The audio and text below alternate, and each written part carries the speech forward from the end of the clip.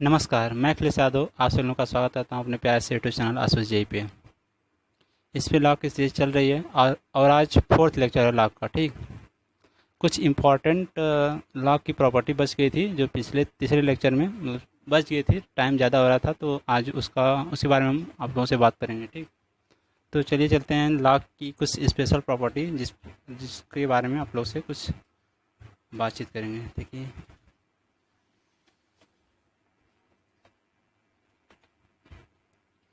Points of log for remembering, मतलब कुछ points हैं जो लॉग का हमको याद करना। मतलब पीछे अगर लॉग को आपने ध्यान से दिया देखे होंगे तो कुछ स्पेशल पॉइंट्स हैं जिसको आप लोग यहाँ पे देखेंगे। ठीक, कोई बहुत बड़ी चीज़ नहीं है लेकिन आसान है। देखिएगा, पहला क्या है, ये base of logarithm is greater than one, मतलब जो लॉग का बेस है वो एक से बड़ा हो।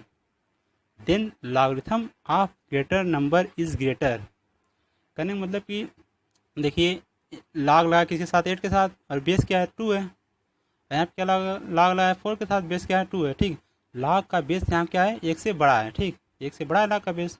अब देखिए, अगर इस स्टेटमेंट को हम देखें तो स्टेटमेंट ये हमको बता रहा है कि लॉग का बेस यदि एक से बड़ा हो तो लॉग जिसके साथ लगा रहता है उस, मतलब जिन संख्याओं के साथ लगा रहता है उन संख्याओं में से जो संख्या बड़ी रहेगी उसकी लॉग भी, उसकी लॉग की वैल्यू भी क्या आएगी, बढ़ी आएगी। जैसे देखिए, लॉग लगाया 8 के साथ, लॉग लगाया 2 के साथ, दोनों का बेस एक से बड़ा है। ठीक, तो इन दोनों में से लॉग की, इन नंबरों की लॉग की जो वैल्यू है, जिस जो संख्या बड़ी है उसकी वैल्यू लॉग की ज़्यादा आएगी। देखिए, 8 बड़ी है 4 से। ठीक, तो लॉग 8 की वैल्यू, लॉग 8 की वैल्यू लॉग 4 से क्या है, बड़ी है। देखिए, यहाँ पे 3 आया है, यहाँ पे 2 आया है, 3 ग्रेटर देन 2, इस स्टेटमेंट के अनुसार। ठीक, उम्मीद है समझ में आ रहा होगा, कोई बात ही नहीं इसमें।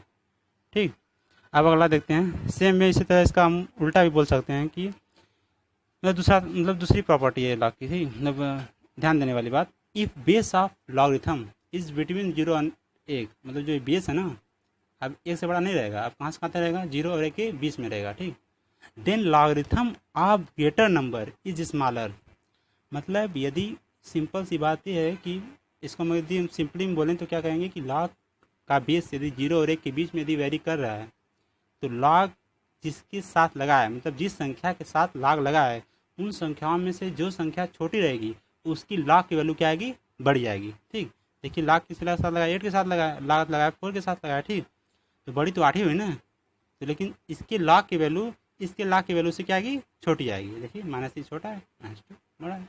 बस, अगर हम इसको जनरली देखें, मतलब एक जनरल वे में हम लिखना चाहेंगे इसको तो कैसे लिखेंगे। देखिए, ये जो लिखा गया है ना, अनइक्वलिटी, मतलब इनइक्वलिटी जो लिखा गया है, ये देखिए, log x base a less than log y base a, ये कब, मतलब कब वैलिड होगा, यहाँ दिया भी गया है, मतलब जब x less than y if a greater than one, मतलब जो ये क्या है यहाँ पे बेस है। ठीक, ये लॉग दोनों का क्या है, बेस है, ये जो क्या है एक से बड़ा है।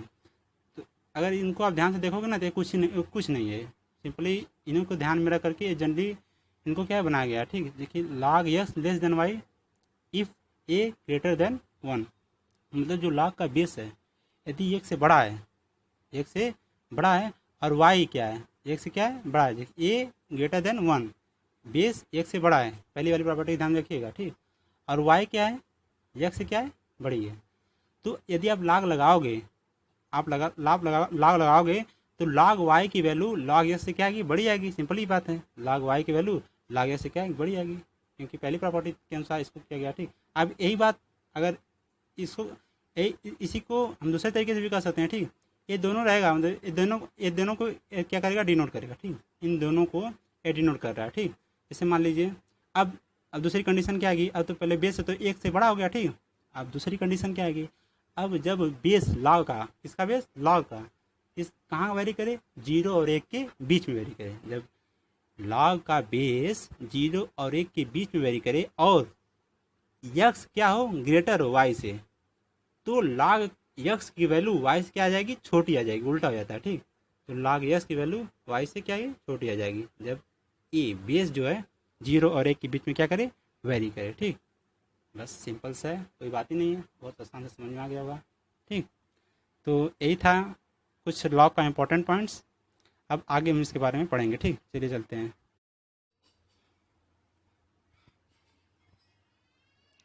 तो चलिए चलते हैं लॉग की अगली प्रॉपर्टी पे जो ध्यान देने हो गया। ठीक, जो पहले दोनों बार बताया था वो लॉग की थी। अब इसमें देखिए कुछ इंपॉर्टेंट चीज़ है। ठीक, जैसे कोई नंबर है यक्स, ठीक, x plus one upon x आप उसको जोड़ेंगे, ठीक, तो ग्रेटर और इक्वल टू के बराबर आएगा। ठीक, एक कब होगा, if x is positive real number. यदि यक्स क्या है, एक पॉजिटिव रियल नंबर है, तो x plus one upon x करके जोड़ेंगे। ठीक, इनको ऐसे मतलब रख के आप इनको ऐड करेंगे तो दो या दो से बड़ा आएगा। ठीक, एंड क्या दिया है यहाँ पे, x plus one upon x less then -2 और equal, x plus one upon x less then और इक्वल -2। एक कब होगा, if x is negative real number, मतलब जब यक्स निगेटिव रहेगा तो -2 के बराबर या उससे कम आएगा, और जब यक्स कह रहा है पॉजिटिव रहेगा तो वो 2 के बराबर या उससे बड़ा आएगा। ठीक, अभी तीसरा देखिए, तीसरा बहुत इंपॉर्टेंट है, देखिएगा। इंपॉर्टेंट क्या है, आसान है, फिर भी कोई बात नहीं इसमें। देखिए यन मतलब दिया है कि यन क्या है, यन ग्रेटर देन और इक्वल टू। ठीक, और जहाँ यन जो बिलोंग कर रहा है नेचुरल नंबर में बिलोंग कर रहा है, तो जो दिया है कि अंडर रूट ए का nth रूट, या इसको ए की पावर वन अपान n बोलते हैं। ठीक, तो इसको मैथमेटिकल भाषा में लिख दिया गया है। ठीक, अब इसको हम जनरली पढ़ेंगे क्या, कि nth रूट ऑफ ए। जैसे हमने जनरली पढ़ा हुआ कि जैसे ए का स्क्वायर, जैसे कि यहाँ पे देख लीजिए, कुछ बता दे रहे हैं आपको, जैसे अंडर रूट ऑफ ए इसको पढ़ेंगे। ठीक, अंडर रूट ऑफ ए या क्यूब रूट ऑफ ए पढ़ना रहेगा तो इस तरह हम दिखाएंगे। ठीक, अब ऐसे चलता चला जाएगा तो मान लीजिए इसको इस तरह लिख दिया तो nth रूट ऑफ इसको ए बोलेंगे। ठीक, तो जैसे यहाँ पे इसको बोला गया है कि nth root of a is non negative number है। तो बात सही है कि जो अंडर रूट की मतलब अंडर रूट में जो भी मतलब जो भी संख्या रहेगी अंडर रूट के अंदर तो पॉजिटिव होनी चाहिए, बाकी नेगेटिव रहेगा तो आयोटा हो जाएगा। ठीक, जो हम लोग पढ़ेंगे अभी बाद में कॉम्प्लेक्स नंबर में।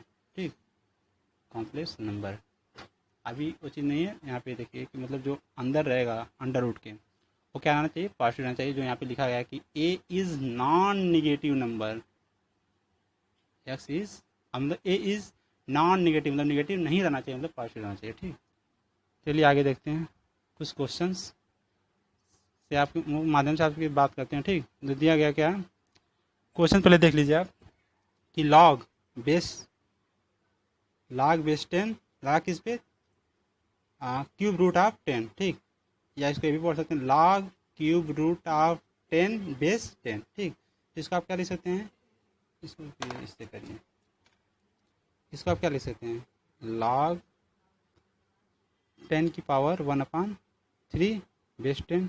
अब लॉग की प्रॉपर्टी आपने पीछे पढ़ी होगी, तो जो बेस समान है और जिस पे लॉग लगा है वो भी समान है।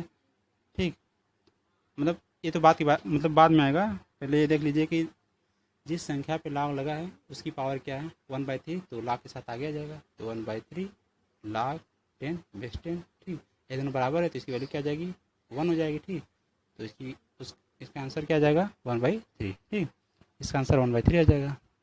अब देखिए यहाँ पे लॉग इसको ऊपर ले जाएंगे तो 2 की पावर -5 आ जाएगा, बेस 2 पावर में क्या है जिसके साथ लॉग लगा है उसकी पावर में क्या है -5 है, तो -5 आगे आ जाएगा। ठीक, -5 आ गया तो -5 लॉग 2 बेस 2, इसकी वैल्यू क्या आ जाएगी 1 आ जाएगी 1। ये हो गया, इसकी मतलब इस पूरे की वैल्यू क्या आ जाएगी -5। ठीक,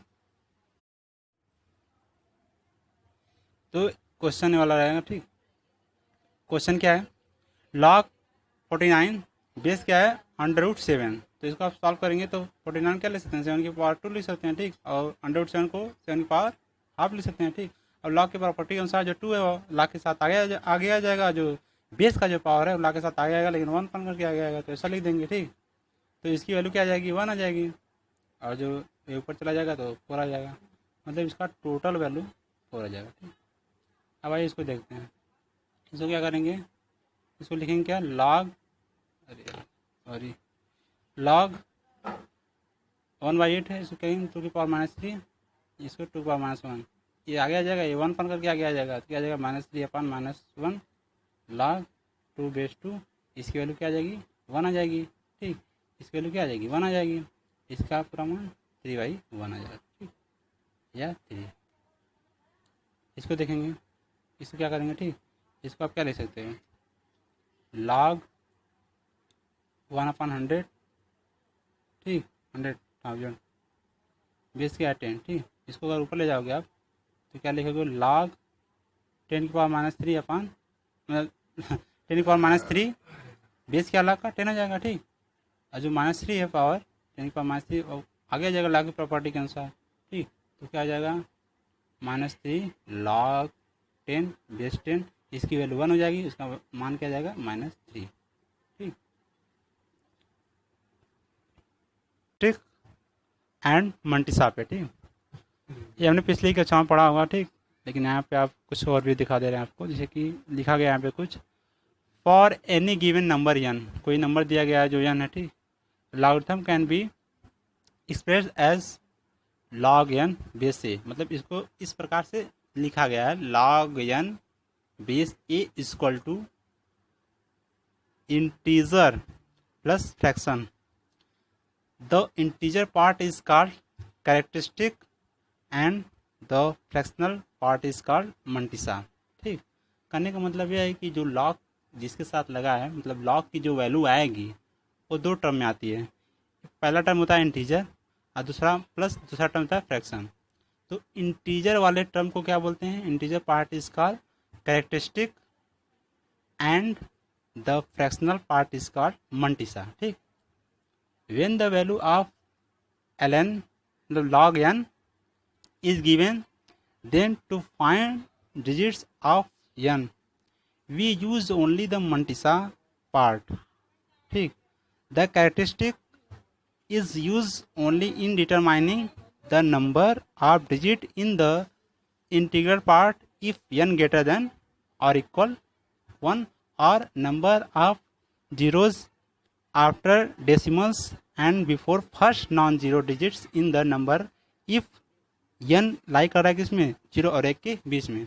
इस टोटल का ओवरव्यू अगर हम आपको बता दें तो इसमें क्या होता है कि हम जो जिसके साथ लॉग लगा रहता है, ठीक, कोई संख्या आपको दी गई हो, ठीक, जैसे मान लीजिए 18⁻20 दिया हो, ठीक, 18⁻20, ये कोई मान लीजिए संख्या है, y मान लीजिए है कोई संख्या, ठीक। इसका पूरा टोटल का मीनिंग ये है, ठीक। अब इसको समझ में आया ना समझ में बात अलग है, ये आप समझ जाइए या समझ जाएंगे तो ये कोई बात नहीं, इसको पढ़ने की कोई जरूरत नहीं, ठीक। एक बार का जो सब लिखा है इंग्लिश में, इसका मतलब ये होता है कि अगर आप इसको एक्सपेंड करोगे तो इसमें नंबर ऑफ डिजिट कितने होंगे, ठीक। निकालने के लिए आपको क्या करना पड़ेगा, इसका पहले लाख की वैल्यू निकालनी पड़ेगी, ठीक। लाख की वैल्यू निकालनी पड़ेगी, ठीक। मान लीजिए इसको आप log लोगे, log y बराबर 20 log 8 प्रॉपर्टी के अनुसार, ठीक, ये कर दोगे। अब अभी हम आगे पढ़ेंगे इसके बारे में, ठीक, आगे पढ़ेंगे और क्वेश्चन भी लगाएंगे, लेकिन हम थोड़ा सा इसको समझाने के लिए आपको एग्जांपल दे रहे हैं, ठीक। तो इसमें हमको क्या निकालना है कि 18 की पावर क्या है 20 है, ठीक। तो हमें इसको एक्सपेंड करेंगे तो इसमें नंबर ऑफ डिजिट कितना होगा ये बताने के लिए हमें इसका क्या निकालना पड़ेगा, लॉग की वैल्यू निकालनी पड़ेगी, ठीक।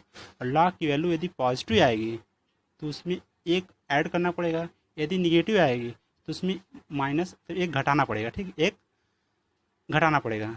तो एक तो प्लस माइनस तो हो गया, मतलब लॉग की वैल्यू जो पॉजिटिव आएगी तो नंबर ऑफ डिजिट कितना होगा, एक जोड़ने के बाद जो आएगा वो नंबर ऑफ डिजिट इसका होगा, इसके एक्सपेंशन का, ठीक। अब मान लीजिए लॉग की वैल्यू, इसकी लॉग की वैल्यू निगेटिव आ रही है तो -1 करने पे जो आएगा वो इसका नंबर ऑफ डिजिट रहेगा, इसके एक्सपेंड करने पे जो नंबर ऑफ डिजिट आएगा उसके बराबर आएगा, ठीक। अब एक हम जनरल वे में बोलें तो क्या बोलेंगे, ठीक, जनरल वे में बोलें तो हम ये बोलेंगे कि किसी भी संख्या, कोई भी संख्या हमको दी हुई है, अगर उसमें हमें नंबर ऑफ डिजिट निकालना हो तो पहले उसका हम लॉग निकालेंगे, ठीक। उसके लॉग की वैल्यू निकालने के बाद अगर पॉजिटिव आ रहा है लॉग की वैल्यू तो उसमें एक जोड़ देंगे, जो आंसर आएगा वो उसका नंबर ऑफ डिजिट आ जाएगा, ठीक। और मान लो माइनस आ गई लॉग की वैल्यू, लॉग उस नंबर की लॉग की वैल्यू माइनस आ गई तो माइनस उसमें से घटा देंगे, ठीक। और जो आएगा वो उसके नंबर ऑफ डिजिट आ जाएगा, ठीक।